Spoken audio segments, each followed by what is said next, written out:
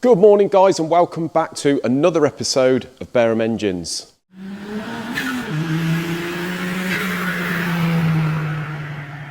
So guys, it's Monday morning and as you can see there seems to be a little bit more space in the workshop. You can see over there the CV8 has gone, the VR6 has gone. So they were more than happy with their engines and we cannot wait for them to get the engines back in the cars, get the cars running, and we can either go and meet them or they can come down and we can do a review on those vehicles. Because as I said to you before, the VR6 is in a Mark II Golf GTI and the RS Turbo is a Fiesta, which rare as hen's teeth these days. So really looking forward to seeing them. Stephen did bring along his rocker cover, which was the only thing we didn't put back on the engine. He's had it painted the same colour as the car in the diamond white, and he's actually had the Bareham engines on one side airbrushed in. So here's a picture of that. As you can see, it looks absolutely fantastic. So really looking forward to that engine being in the car and him sending some photos of that. So thank you boys once again for your custom. So yeah, as you can see guys, we've got a bit more space. We've had a phone call this morning off this gentleman with the TVR. So he's reminded us to pull that out and sort of have a look. Now we've got a little bit more space. We can get this one stripped with a bit of luck in the next day or two and see exactly what it needs, because this one I think he wants to go a bit funky on. So yeah, this is the V8 out of the TVR. Lovely vehicle. Right, so this block, guys, is a Cosworth 205 block. You can see down there, 205. This is for our friends at Auto Dynamics, James and Kieran down there. So they're doing an engine build, and they sent this block down. I think the car was in for rolling road in and dyno in, and James heard a bit of a noise down the bottom end. So he's persisted in turning it off, phoning the customer and saying, I think you've got a big end going. And sure enough he had, so he sent in the block to us, the cylinder head and the crankshaft. Now this thing has been apart before, it's evident by the 0.5 oversized bores. The crank had been ground +2.5 on the mains and +2.5 on the big ends, and the cylinder head had been apart before and looks like it had new valve seat inserts put in, so I'm not sure what happened there. Head doesn't look too bad at all, although the exhaust guides are worn as they normally do. The inlets are okay. It's obviously had guides at some point, but he said do check the block. It hasn't picked up or anything. There's no lip on the top, so this is, by the looks of it, this has not done too many miles, but he said have a measure of it, and if we can get away with it. He doesn't want to bore it to 1 mil on the 205, so he said have a look at those bores. I've measured these, and fortunately whoever's bored it has sort of left half a thou in there that should have been taken out, so they're running about half a thou tight, so I can take these out to what I normally do plus a half, so you can take a thou out of these bores, so they're going to clean perfectly. So we're just going to face it before I hone it, and as you can see it has been blowing a head gasket quite evidently on all of the cylinders. You can see on the back edge round by the firing where it's all black, so that has been blowing like a good one. So I'm not sure even whether the block face was faced in the past, but that is not going to do it any good whatsoever. So we'll give it 4 thou cut, and we're just going to give it another 4 thou, so we're going to have to tell James to modify his piston crowns, I would have thought, if he's using a standard 1 mil gasket. So this is the cylinder head off the Cosworth that we're doing the block for there, and as you can see this has had some extensive work in the past. I don't quite know what's happened on this, but just going by the visual look, it's had all new inserts in there, but some look to be slightly bigger than the others. I don't know whether that's just an optical illusion. I'm going to have a measure up of that.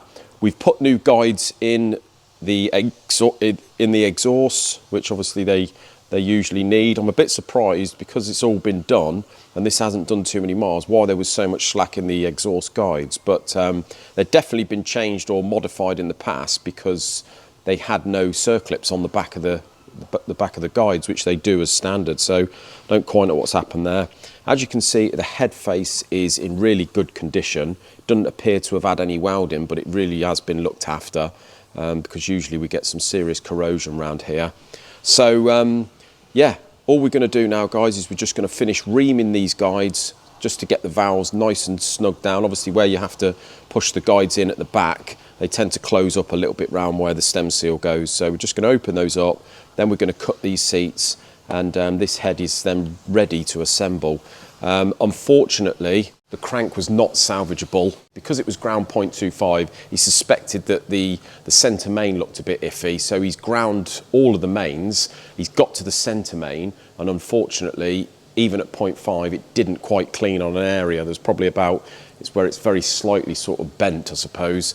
So we're not going to be using that crank. I've told James at Auto Dynamics, and they're going to be getting another crank. So bit of look on the block. We face that. Just going to hone those bores, and they should clean with the thou to come out.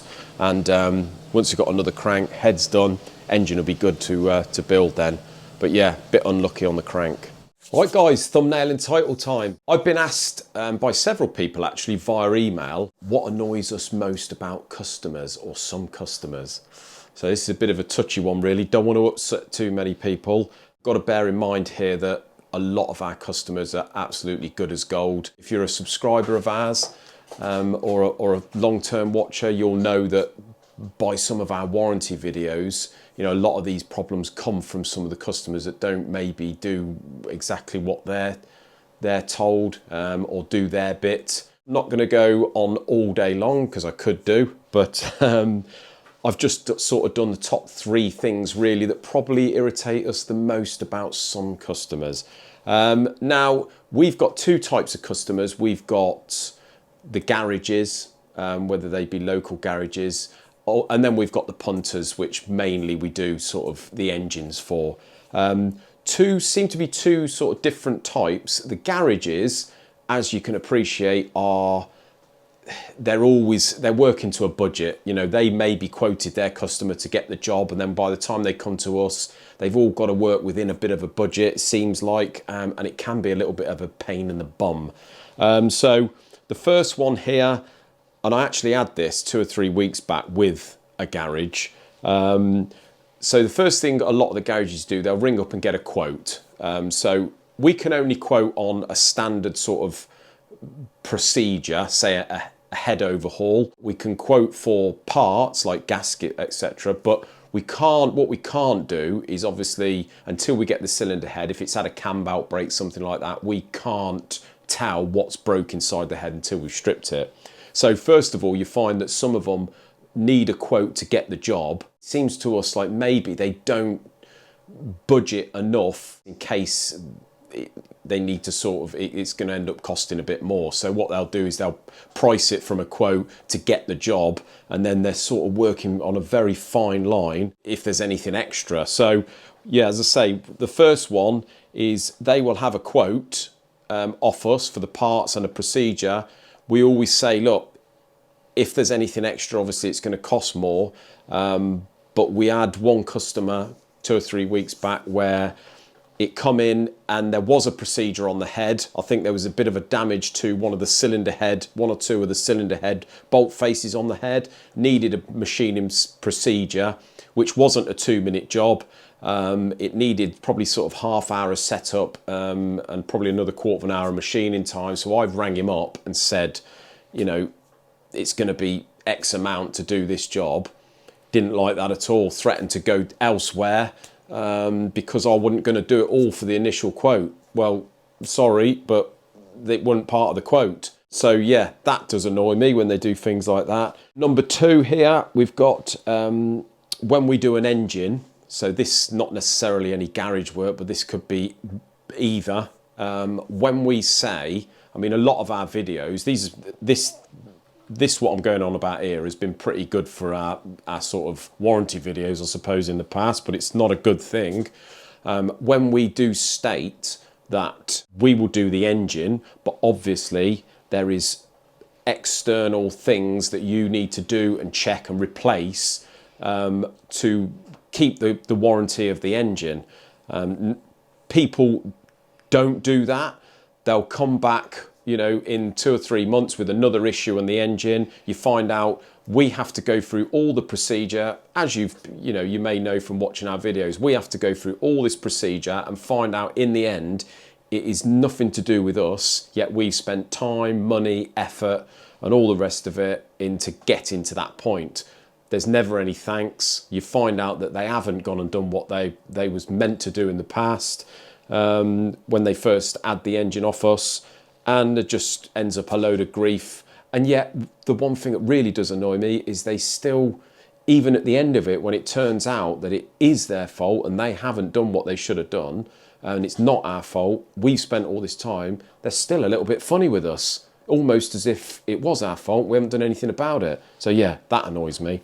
One last thing that I am going to mention, I'm not going to go on all day, as I say. Another thing here is when we get people in, and this mainly is garages, there's some great customers of ours out there that are garages, but the one thing that really does annoy us, and any of you guys out there that own garages and what have you, and you've probably been through this, where they're crying out for the job to be done. It might be a little job, it might be a big job. They're crying out for it to be done. They say, we need it by tomorrow.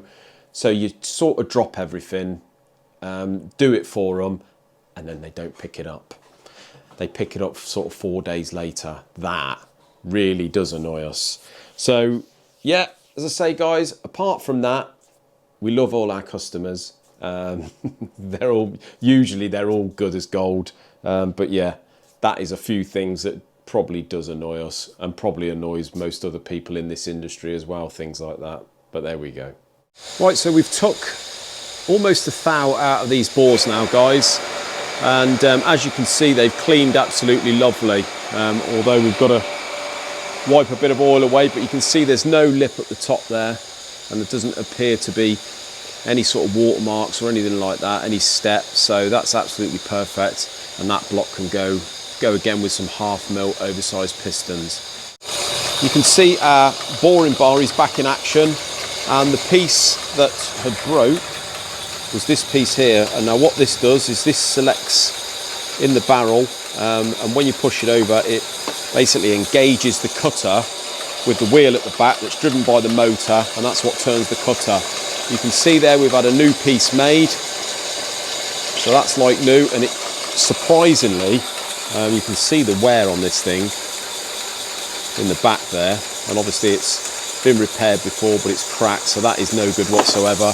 And with that new piece on there, the machine feels absolutely perfect. You can see there it's fully engaged into there, so that's behaving absolutely lovely now. Probably do us for another 40 years. And so on here we've got the pre-cross flow. This is the race engine for Malcolm, and as you can see, I'm chomping the last bore out now for the liner.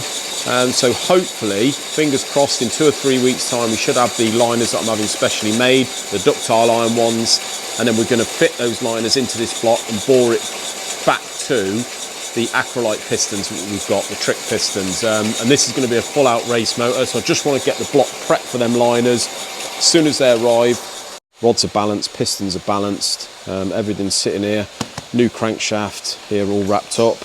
So yeah, with a bit of luck, we can get this one finished for Malcolm by sort of towards the end of next month, where we are going to be meeting him, hopefully with this engine, at Castlecombe Circuit, and we're going to be showing you our new, replace the kit car, maybe to go as well as the kit car, but yeah, we'll soon see, guys.